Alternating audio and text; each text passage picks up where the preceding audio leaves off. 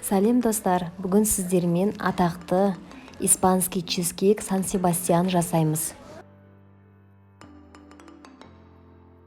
Дәмі ауызда ерейді, өте ерекше нәзік. Міндетті түрде жасап көріңіздер. Сіздерге ұнайтынына сенімдімін.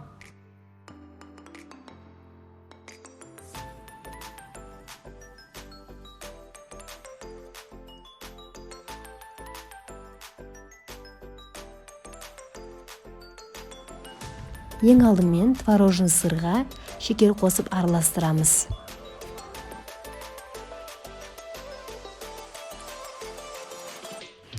Жұмыртқаны бір-бірлеп қосып араластырамыз.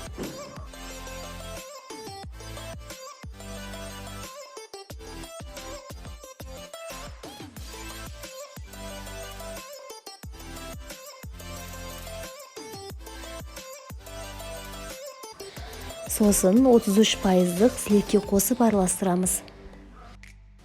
Ең соңында крахмалымызды қосып араластырамыз.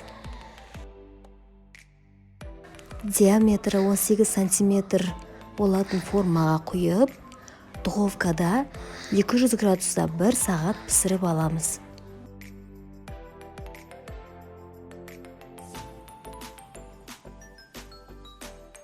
Чизкейк өте қатты көтеріледі және видеодағыдай дірілдеп тұрады.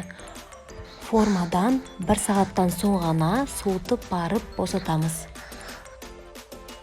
Біздің чизкейк дайын, дәмі өте нәзік, жұмсақ, өте дәмді.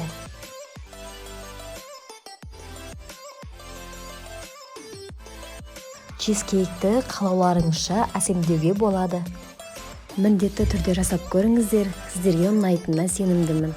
Назарларыңызға рахмет.